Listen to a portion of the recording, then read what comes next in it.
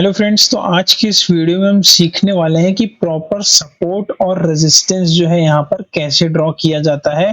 Proper supply और demand zone यहाँ पर हम कैसे ड्रॉ करते हैं। तो फ्रेंड्स, स्ट्रॉन्ग सपोर्ट और रेजिस्टेंस ड्रॉ करने के लिए हम यहाँ पर एक चार्ट के एग्जांपल से समझेंगे।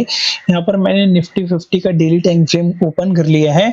फ्रेंड्स, यहाँ पर स्ट्रॉन्ग सप्लाई और डिमांड जोन आइडेंटिफाई करने के लिए हमें डेली टाइम फ्रेम या फिर आवरली टाइम फ्रेम में जाना पड़ता है। तो हम स्टार्ट करेंगे डेली टाइम फ्रेम से और यहाँ पर मैं आपसे ये कहना चाहूंगा कि आप मुझे बताइए चार्ट में कहाँ-कहाँ पर आपको स्ट्रॉन्ग जोन्स दिख रहे हैं। स्ट्रॉन्ग जोन्स का मतलब क्या होता है, मैं आपको बताता हूँ। स्ट्रॉन्ग जोन्स मतलब जहाँ से अच्छी खासी डिमांड आई हो या फिर अच्छी खासी सप्लाई आई हो, वो जोन्स आपको यहाँ पर कहाँ आइडेंटिफाई हो रहे हैं वो हमें देखना है।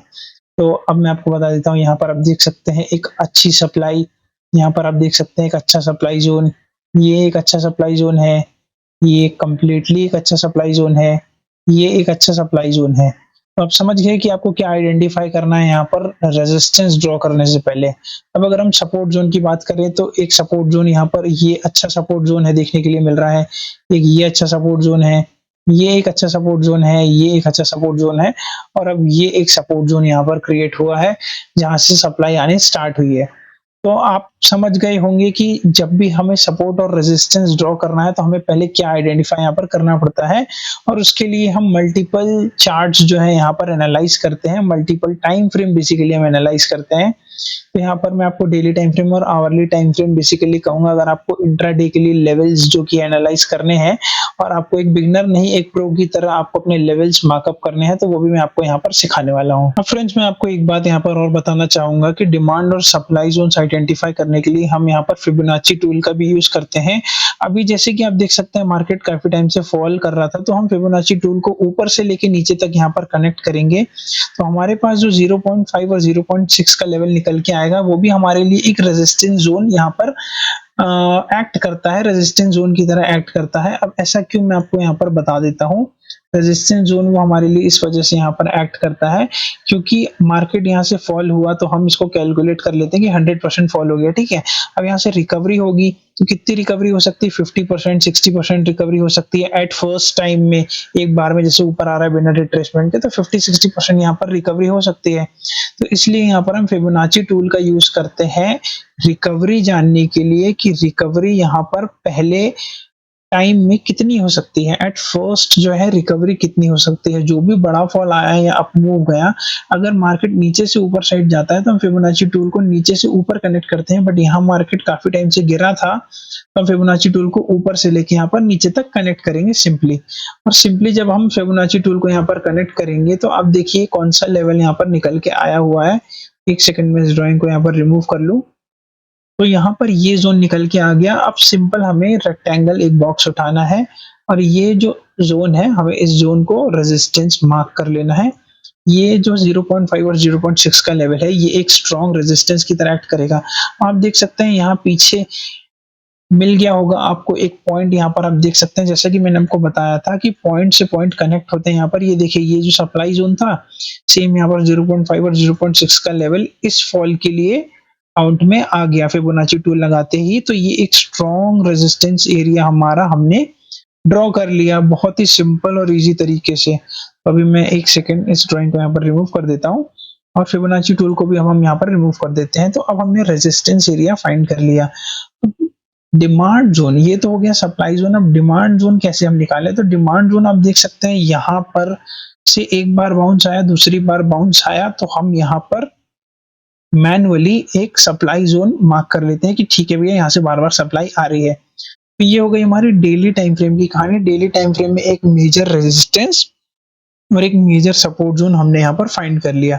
अब फ्रेंड्स हम चलेंगे यहाँ से छोटे टाइम फ्रेम में, आवरली टाइम फ्रेम में, क्योंकि इतने बड़े लेवल में तो हम ट्रेड करेंगे नहीं। तो यहाँ पर हम चलते हैं फ्रेंड्स आवरली टाइम फ्रेम में। अब आवरली टाइम फ्रेम में हमें यहाँ पर रेजिस्टेंस और सपोर्ट चाहिए होते हैं। अब मैं आपको एक बात बता रहा हूँ, बिगनर्स की जो गलती होती है वो 5 मिनट और 15 मिनट के टाइम फ्रेम में चले जाते हैं और हर वीक को हर यहाँ पर वीक के ऊपर एक लाइन लगा लेते हैं, क्लोजिंग के ऊपर, ओपनिंग के ऊपर। तो ऐसा कभी भी आपको नहीं करना है। आपको आवरली टाइम फ्रेम में जाके ही सपोर्ट और रेजिस्टेंस मार्क करने हैं डेली टाइम फ्रेम के बाद। तो काफी अच्छे और तगड़े सपोर्ट जोन आप यहाँ पर आइडेंटिफाई कर पाएंगे as well as resistance zone. तो अब यहाँ पर मैं आपसे अगर पूछूँ कि इस चार्ट में अब आपको कौन-सा सपोर्ट ज़ोन तगड़ा दिख रहा है, तो आप यहाँ पर देखिए, ये ज़ोन जो है मुझे यहाँ पर तगड़ा दिख रहा है क्योंकि यहाँ से सप्लाई आई है अराउंड 3.86% की सप्लाई 3.86% मतलब पौने 4% की सप्लाई यहाँ से आई है। तो सिंपल यहाँ पर मैं एक ट्रे में यहाँ पर मार्क करने वाला हूँ।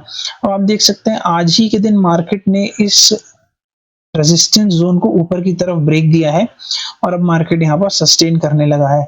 अब अगर मैं यहाँ पर आपको बोलूँ कि एक रेजिस्टेंस ज़ोन भी नियर के लिए अगर हमें मार्क करना हो तो वो कौन-सा हो सकता है यहाँ पर? तो आप मुझे बताएँगे इसमें देख के आपको समझ में आ रहा है क्या? मैं चार्ट को थोड़ा और ज़ूम आउट कर लेता हूँ।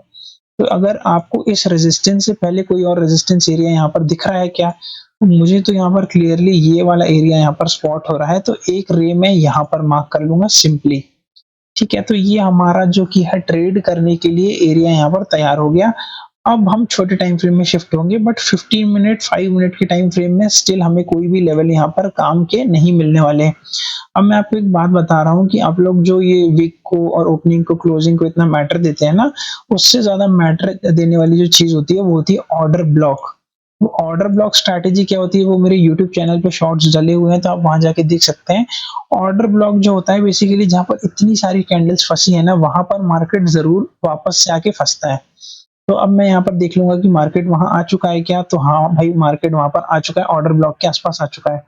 तो एक सिंपल सा लेवल ये ऑर्डर ब्लॉक का जो अपर एरिया है, ये हम मार्क कर लेंगे। आप यहाँ पर देख सकते हैं ऑर्डर ब्लॉक का अपर एरिया, इनके लिए सपोर्ट, इसके लिए रेजिस्टेंस। तो सिंपल सा अब आप देख सकते हैं नीट एंड क्लीन हमारे पास यहाँ पर ट्रेड करने के लिए 3 लेवल्स निकल के आ चुके हैं। तो अब मार्केट जब इस लेवल को ब्रेक करेगा तो हमारा टारगेट जो है नेक्स्ट वो ये रहेगा, और अगर मार्केट इस लेवल को ब्रेक करता है तो नीचे के लिए जो हमारा टारगेट है वो हम पिवट से निकाल सकते हैं, या फिर नेक्स्ट सपोर्ट जोन आप देख सकते हैं यहाँ पर मार्केट ने कई बार सपोर्ट लिया है, तो एक रे हम यहाँ पर मार्क कर लेंगे सिंपली। तो फ्रेंड्स अब आप देख सकते हैं कि ये जो एरिया है बेसिकली कितनी दूरी की एरिया है। अब आप देख सकते हैं यहाँ पर 144 पॉइंट्स है ना? और यहाँ पर भी अराउंड उतने ही 150 पॉइंट का एरिया है। तो लाइन बाय लाइन हर विक के ऊपर लाइन लगाने से सपोर्ट और रेजिस्टेंस फाइंड नहीं होता। अब ये वाले जो ज़ोन्स है ना, ये मेजर ज़ोन्स है, मतलब यहाँ पर मार्केट प्रॉपर्ली रिएक्ट करता है। आप देख सकते हैं यहाँ पर जब सुबह यहाँ पर ब्रेक दिया तो एक बड़ी कैंडल ने ब्रेक दिया, उसके बाद मार्केट ने उसको रीटेस्ट किया एक रेड कैंडल बना के, फिर इन्वर्टेड हैमर कैंडल यहाँ पर बनी, उसके बाद हैमर कैंडल मार्केट कंटिन्यूअसली ऊपर चला गया। अगर आपको और भी ज़्यादा यहाँ पर दिक्कत होती है तो आप एक इंडिकेटर का यूज़ भी यहाँ कर सकते हैं जिसका नाम है सीपीआर किंग रिसर्च। आप ट्रेडिंग व्यू में इंडिकेटर्स में जाके इसको सर्च कर सकते हैं। इससे आपको ऑटोमेटिक एक CPR zone, resistance 1, resistance 2, resistance 3, support 1, support 2 और सपोर्ट 3 आपको ऑटोमेटिकली डेली टाइम फ्रेम में, बेसिकली इंट्राडे में 5 मिनट 15 मिनट के टाइम फ्रेम में ट्रेड करने के लिए आपको यहाँ पर ऑटोमेटिकली बन के आ जाएँगे। तो कभी-कभी ऐसा होता है कि जैसे ये ज़ोन्स बहुत बड़े बन गए कि 150, अब जैसे 150 पॉइंट का है तो ठीक है, निफ्टी की रेंज है 150 पॉइंट, एक दिन में मूव करता है 200 पॉइंट। लेकिन अगर ये और बड़े बन जाते हैं 200-250 पॉइंट, तब हम इसका यूज़ करते हैं सीपीआर किंग रिसर्च करके आप सर्च कर सकते हैं। तब हम इस इंडिकेटर का यूज़ करते हैं सपोर्ट और रेजिस्टेंस फाइंड आउट करने के लिए और टारगेट्स के लिए। तो फ्रेंड्स जैसा कि आपने देखा कितना ईज़ी और सिंपल प्रोसेस है यहाँ पर सपोर्ट और रेजिस्टेंस जो कि है फाइंड करना। मतलब यहाँ पर आपको जो सपोर्ट और रेजिस्टेंस है वो ऐसे फाइंड करने हैं जहाँ से मार्केट एक्चुअल में रिएक्ट करता है। आप देखिए कि इन दोनों ज़ोन्स के बीच में मार्केट कितनी देर फँसा रहा। मैं तो 15 मिनट टाइम फ्रेम में आ गया, लेकिन ज़ोन्स तो हमने 1 आवर टाइम फ्रेम में बनाए मोस्टली, या फिर हमने डेली टाइम फ्रेम से मार्क करते हुए आ रहे हैं। तो यहाँ पर आप देख सकते हैं ये एक क्लीन पिक्चर होती है बेसिकली ट्रेड करने के लिए। तो आप कभी भी ये गलती ना करें कि हर एक विक के ऊपर आप एक लाइन मार्क कर रहे हैं, ओपनिंग में मार्क कर रहे हैं, क्लोजिंग में मार्क कर रहे हैं। आप डेली टाइम फ्रेम में मार्क कीजिए, आवरली टाइम फ्रेम में मार्क कीजिए। आवरली टाइम फ्रेम में जहाँ से सप्लाई आई है, वहाँ एक बार में ब्रेक होना बहुत मुश्किल काम हो जाता है, और अगर ब्रेक होता है तो उसके बाद वो एरिया एकदम बुलिश हो जाता है। अब आप देखिए यहाँ से इतनी बड़ी सप्लाई आई थी, ये सप्लाई आप देख सकते हैं यहाँ पर 3.5-4% की है। आज ये सप्लाई यहाँ पर ब्रेक हुई है और मार्केट कंटिन्यूअसली उसके बाद ऊपर सस्टेन कर गया। तो एक्चुअल में क्या होता है जब आवरली टाइम फ्रेम में यहाँ पर ब्रेक हो जाता है ना, लोग बोलते हैं 15 मिनट कैंडल क्लोज होती है तो सस्टेन कहलाता है। लेकिन यहाँ पर आप देख सकते हैं आवरली टाइम फ्रेम में भी कैंडल क्लोज हुई, उसके बाद कंटिन्यूअसली मार्केट यहाँ पर ऊपर चला गया। तो ये जो है आवरली टाइम फ्रेम की ताकत होती है। तो बस मैं आपको इस वीडियो में यही सिखाना चाह रहा था कि सप्लाई और डिमांड ज़ोन जो है आपको बड़े टाइम फ्रेम में बनाना है और उस पे रिएक्ट करना है छोटे टाइम फ्रेम के अंदर। So thank you so much guys for watching this video. अगर आपको वीडियो ज़रा सा भी हेल्पफुल लगा हो तो वीडियो को लाइक ज़रूर कर दीजिएगा, चैनल को सब्सक्राइब कर दीजिएगा और कमेंट सेक्शन में कमेंट करके ज़रूर बताइएगा कि आपको नेक्स्ट कौन से टॉपिक पे वीडियो चाहिए, ट्रेंड लाइन पे वीडियो चाहिए या फिर सीपीआर पे वीडियो चाहिए या स्ट्रैटेजी पे वीडियो चाहिए। तो मैं आपके लिए नए वीडियो हर वीक लेके आता रहूँगा। चैनल को ध्यान से आप सब्सक्राइब करके नोटिफिकेशन बेल को ऑन कर दीजिए ताकि जब भी मैं वीडियो अपलोड करूँ तो आपके पास नोटिफिकेशन आ जाए। Thank you and good bye.